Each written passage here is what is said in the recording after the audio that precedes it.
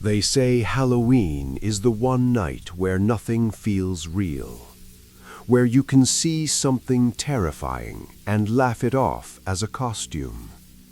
That's exactly what we did. If you had shown me her picture before that night, I would have said she was harmless, maybe a little strange, but dangerous? Never. She was standing under a streetlight, wearing what looked like a cheap police costume, a plastic badge, a loose vest, the kind of thing you'd buy from a party store and forget about the next day. We even joked about it, because on Halloween, your brain is trained to trust what it sees, to assume there's always an explanation, to believe it isn't real. But here's what still makes my stomach turn. 3 hours later, after replaying that moment again and again, we finally called the police, and they told us something that made the air go cold. No officer, no trainee, no one in a costume, no one matching her description had been assigned to that area. Not that night, not that week, not ever. That's when fear finally caught up to us. Because she wasn't pretending to be something scary, she was something scary. And by the time we realized she was alive, not acting, not joking, not playing a role, it was already too late to walk away like nothing was wrong. That night taught me something I'll never forget. Sometimes the most dangerous people don't hide behind masks. They hide behind what looks normal. And sometimes what you think is a costume is the first warning that something alive is standing inches away from you, watching. But that wasn't the only time Halloween lied to us that night. What happened next was even worse. It was just past 9:30, Halloween night. The street packed with kids, music in the distance, porch lights glowing everywhere. Everything felt loud, busy, and harmless. She was standing near the corner, right under a flickering streetlight, not walking, not talking, just standing there. At first, we didn't even slow down. On Halloween, you expect weird. You expect costumes that don't make sense.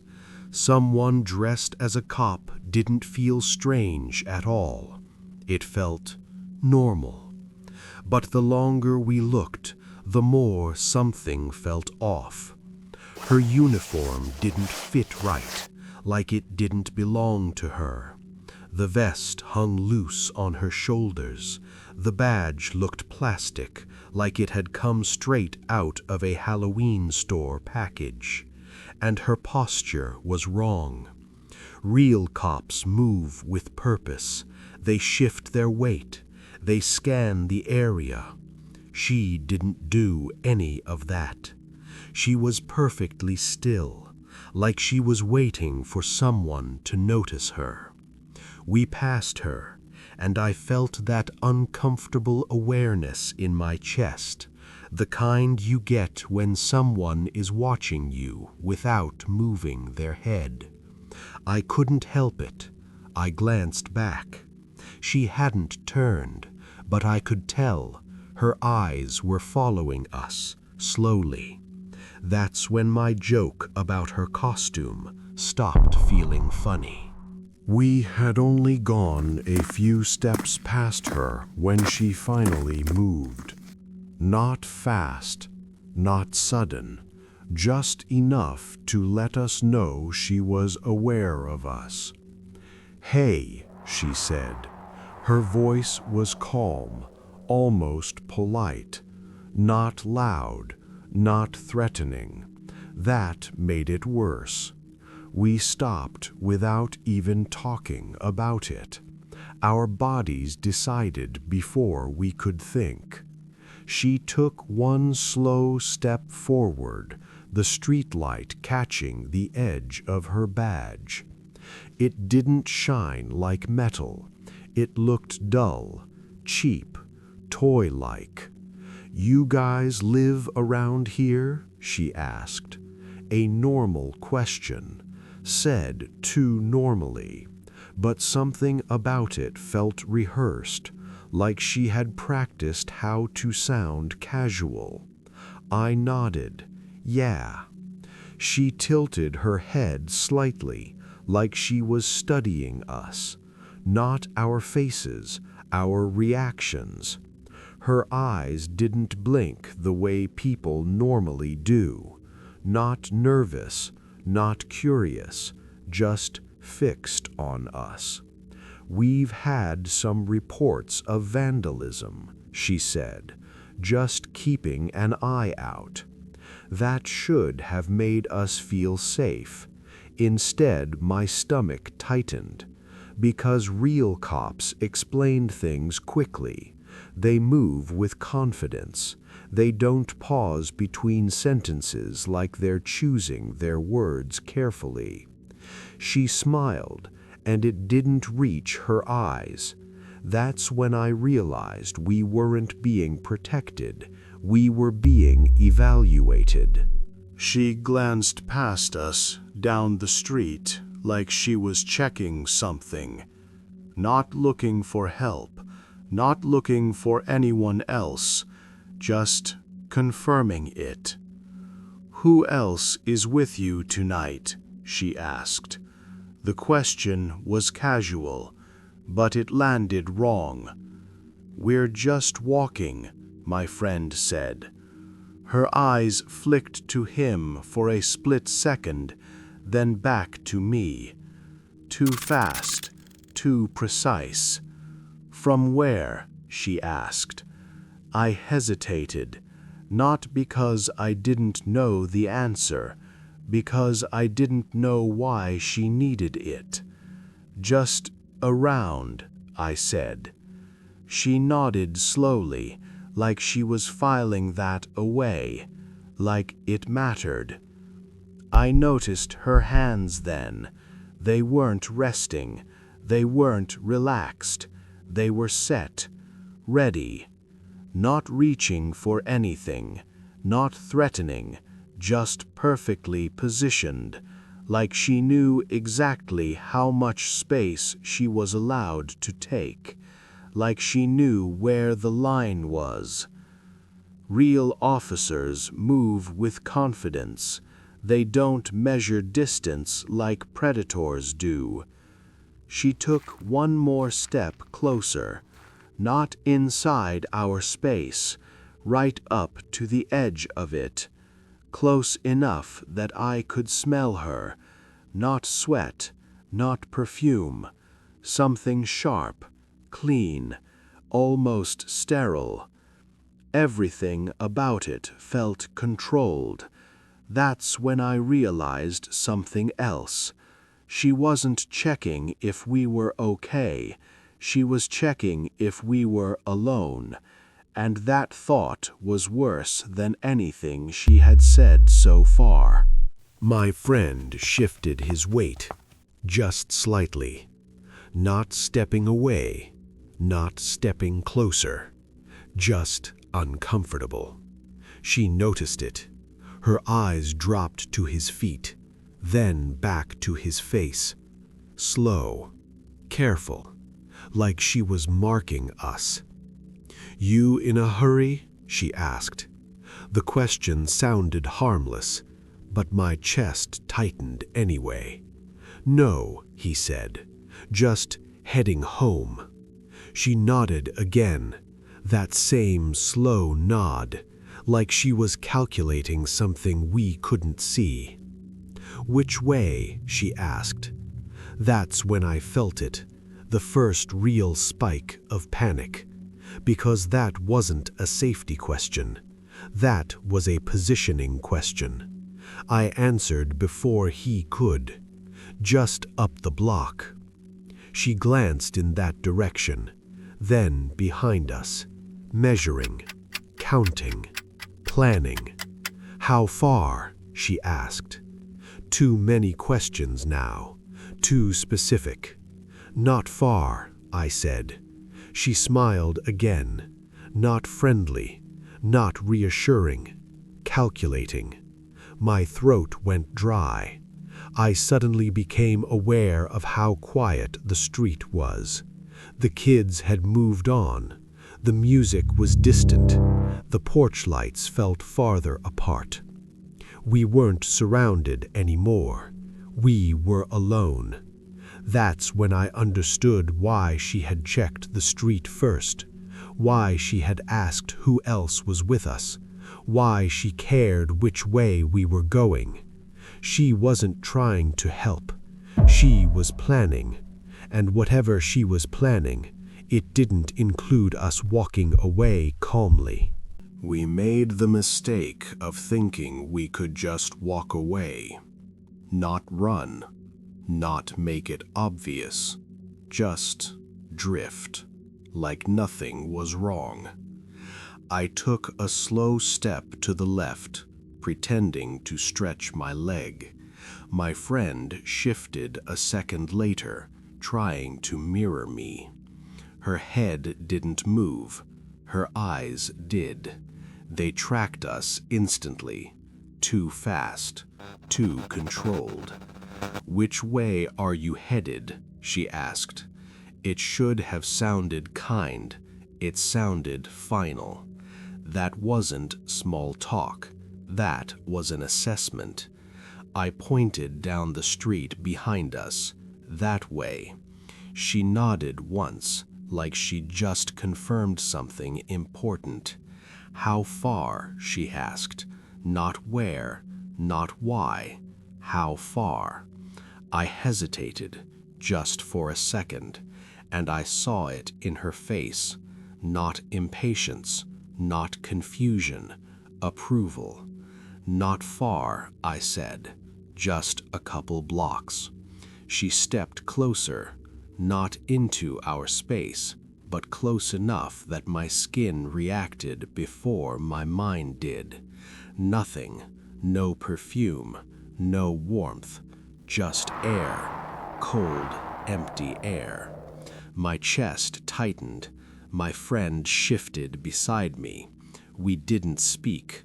Our bodies decided before we could think. I cleared my throat.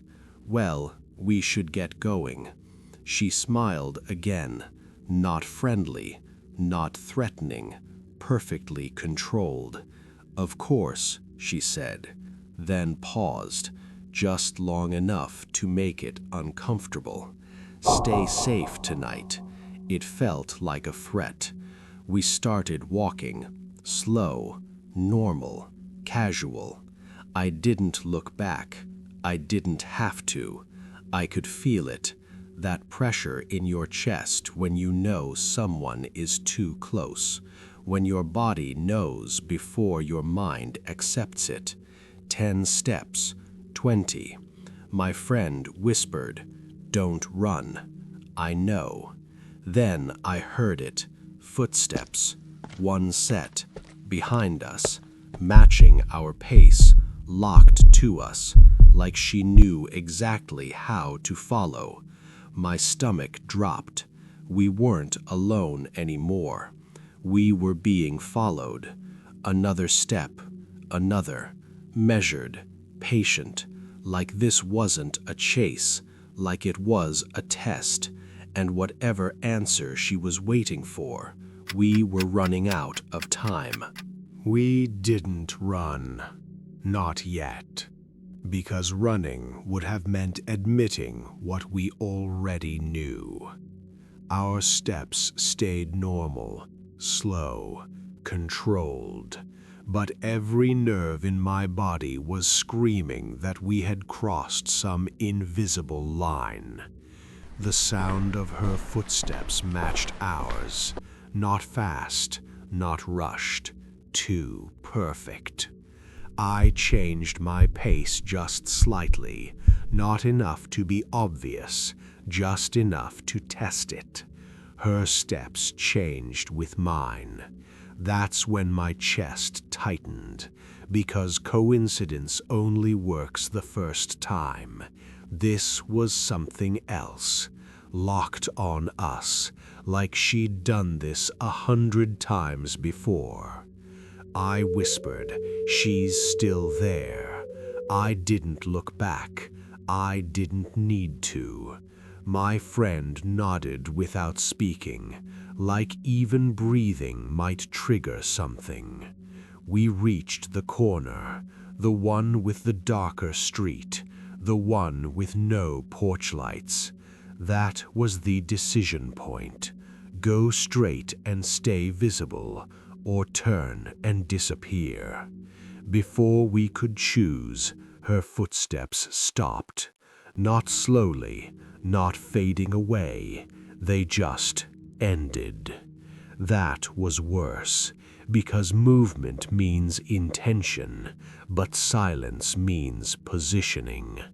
I felt it before my mind could catch up. She wasn't behind us anymore. She was somewhere else, waiting for us to choose wrong. And whatever move we made next was the one she'd already planned for. We stopped walking, not because we chose to, because something inside us knew the next move was mistake.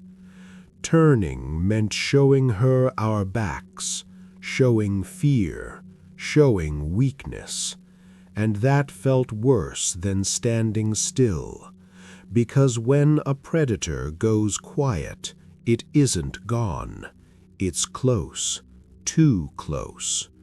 The street felt different now, too empty, too still, like the night itself was holding its breath. "She moved," I said, "already." My friend stiffened beside me. Not panic, not shock, recognition. She wasn't following us anymore. She was ahead of us, cutting off our path. That's when it hit. This wasn't pursuit. This was positioning, calculated, deliberate, locked in, not rushing, not guessing, precise, like she'd done this before, more times than I wanted to imagine, like even breathing might give us away. I felt it before my mind could accept it, the slow, sick realization that every step we had taken had been permitted, planned, because coincidence only works once. After that, it isn't chance, it's design. And whatever move we made next was the one she had already prepared for. We hadn't been leading this situation at all. From the beginning, we had been guided exactly where she wanted us. We didn't plan it. 1 second we were frozen. The next, our bodies made the decision for us. We turned, not fast, not screaming, just enough to understand what we were facing. She was closer than I expected, not stepping out, not rushing us, just standing there, between 2 cars, half in shadow, half in the streetlight, like she'd never moved at all. My heart slammed against my ribs so hard it hurt. She smiled, not wide, not friendly, small, controlled, the kind of smile that isn't meant to comfort. It was meant to confirm something we already knew. My friend grabbed my sleeve, not pulling, warning, because the way she was standing, it wasn't random. Her feet were angled, her shoulders turned slightly, blocking one direction, leaving only one open. That's when panic finally took over. This wasn't about fear, this was about control. I took a step backward. She matched it. Same distance, same timing, not chasing, managing space. Too calm, too practiced. I whispered, "Don't run yet." My friend shook his head, barely. She tilted her head slightly, like she was listening to something we couldn't hear, and then she moved, not toward us, to the side, cutting off the last open path. That was the moment everything inside me broke, because there was no direction left, only her. I don't remember deciding to run. I just remember moving, fast, desperate. My foot slipped on loose gravel, and I nearly went down. My friend grabbed my arm and dragged me forward. Behind us, I heard it. Footsteps, not rushed, not heavy, steady, controlled, like she knew we were already out of options. We cut between houses, through backyards, over a low fence that tore the skin from my hands. My lungs burned, my vision blurred, and still the footsteps stayed the same distance away, not closing in, not falling back, just there. That was the worst part. We burst onto another street, brighter, more houses, more light, more safety. The footsteps stopped. Not slowly, not fading, they just ended. I spun around, my heart trying to tear out of my chest. Nothing, no shadow, no movement, just an empty street. We stood there shaking, waiting for her to appear, waiting for the smile, waiting for control to return. It didn't, and after a moment, something colder settled in. She hadn't lost us, she had released us. Because predators don't always chase, sometimes they decide the game is over. We walked the rest of the way home without speaking. Every sound made us flinch, every shadow felt deliberate. We never called the police. What would we even say? That someone followed us perfectly, then chose not to? Years later, I still think about that night, not because we escaped, but because we were allowed to, and I still don't know why. Sometimes I wake up with the same thought. She knew exactly where we lived. She just didn't need to prove it. People think the scariest things happen outside, on dark streets, in empty places. But this one happened inside a house, a normal house, lights on, doors locked, family nearby. That's what made it worse. Because outside, fear makes sense. You can run, you can leave, you can escape. But inside your own home, your brain fights the idea. It tells you you're safe, that you're imagining it, that there has to be a logical explanation. It slows you down, and by the time you understand there isn't one, you're already sharing space with it. This wasn't an accident. It wasn't bad timing. It was something that waited for comfort, waited for routine, waited for us to believe we were protected, because the safest places are where we drop our guard, and that's exactly where it wanted to begin. It started like every other normal night. Dinner dishes in the sink. The TV murmuring in the background. My mom folding laundry on the couch. My little brother already asleep. Nothing felt wrong. That's what scares me now, how normal it all was. I was in my room, scrolling on my phone, when I heard it. A sound, not loud, not sudden, just wrong, like something shifting where it shouldn't. I froze, listened. Nothing. So I ignored it, because that's what you do in your own house. You trust the silence. About a minute later, it happened again. A soft scrape, like skin against fabric, like someone adjusting their weight. My stomach tightened. I stepped into the hallway. The lights were still on. The air smelled the same. Everything looked normal. Too normal. I walked toward the living room, slowly.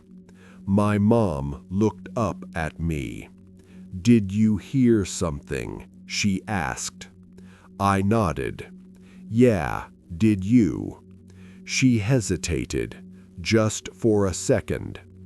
"I thought it was the house settling," she said. "That should have made me feel better. It didn't, because houses don't settle twice. Not like that. And they don't sound careful."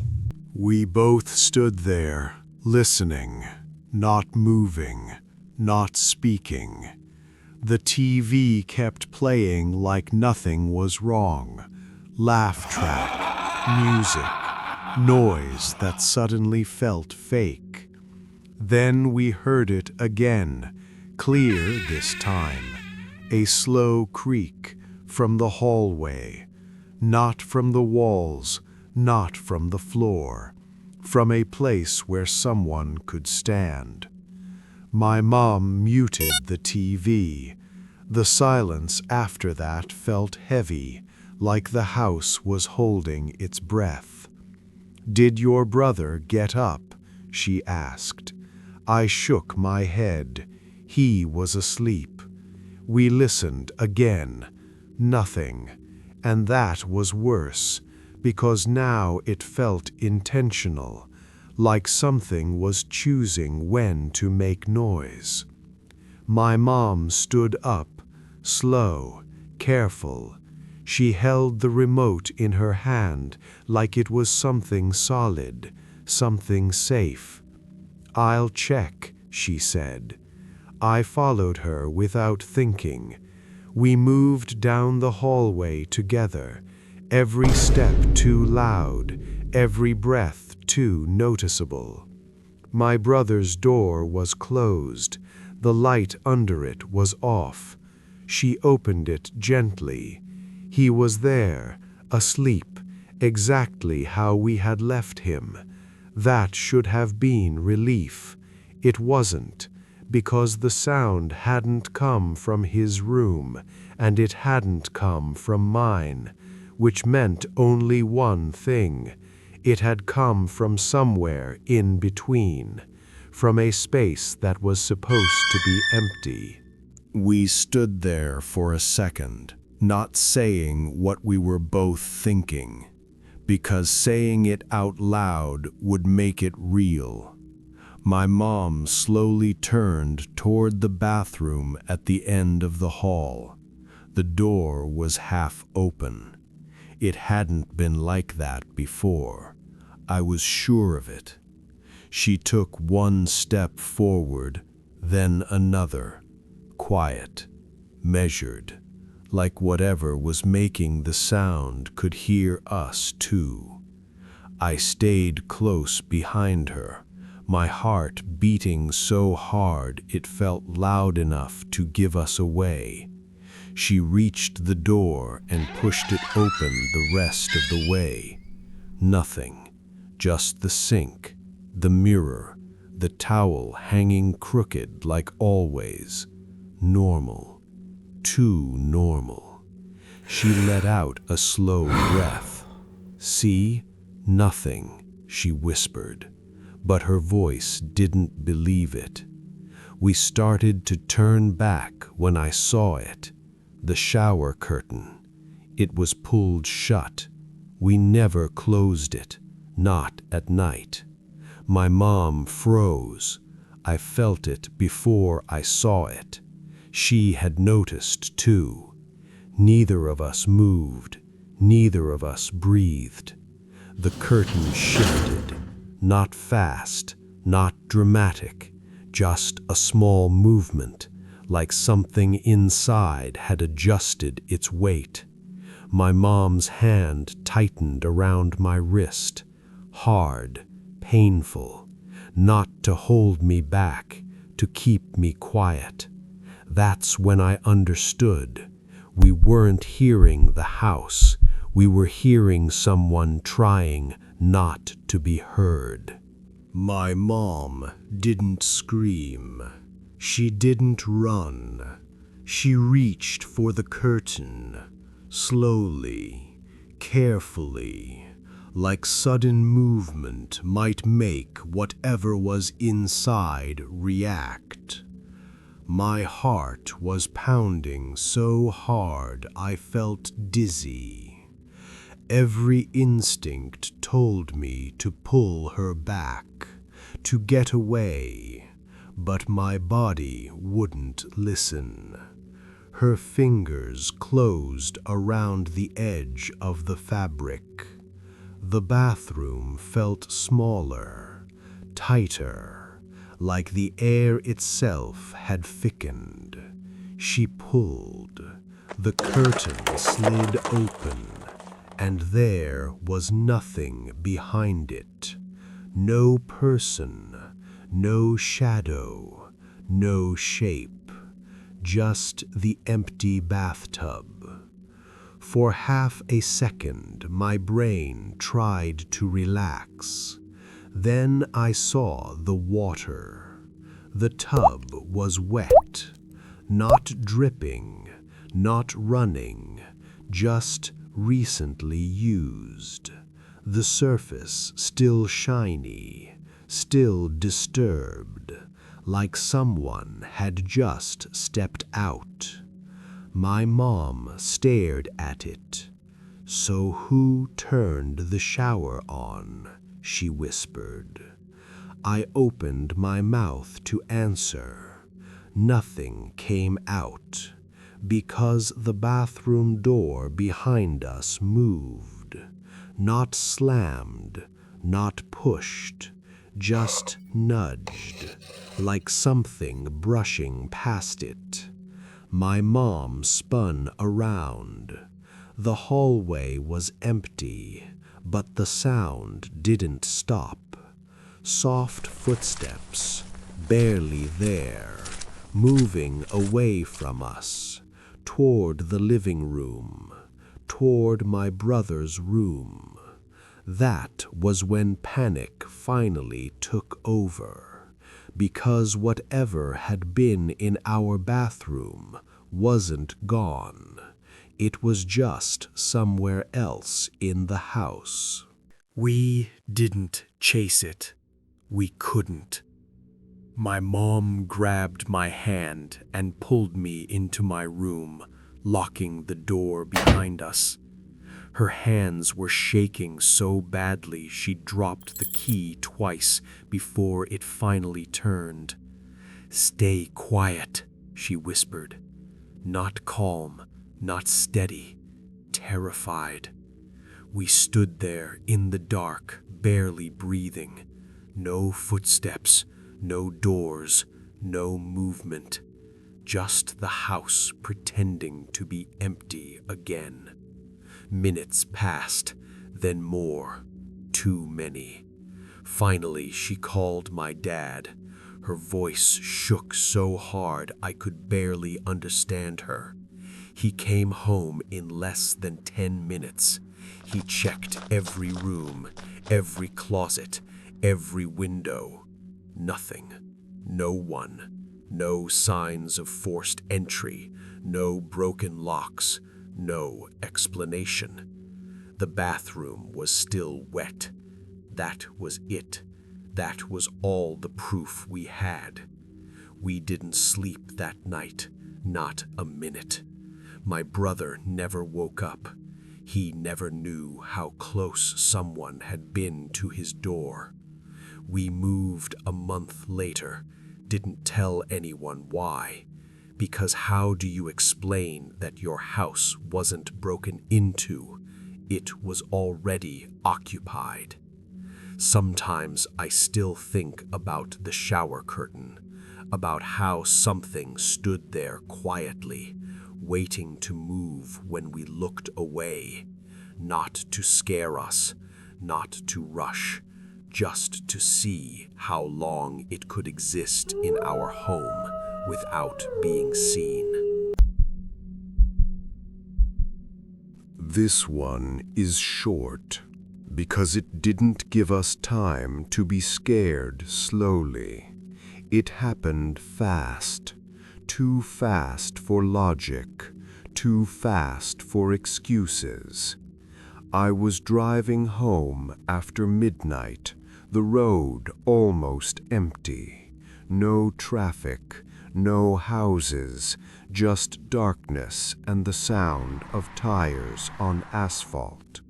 That kind of quiet that makes you feel like you're the only person still awake.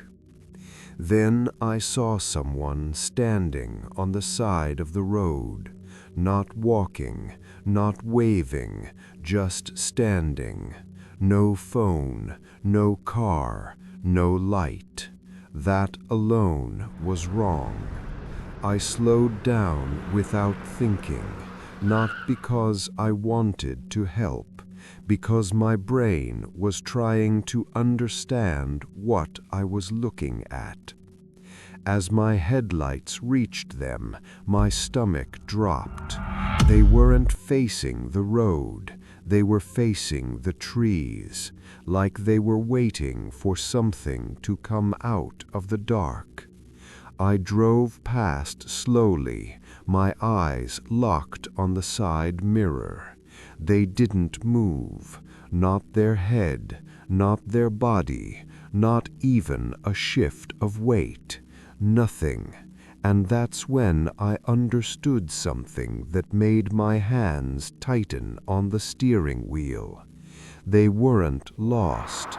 They weren't stranded. They were positioned.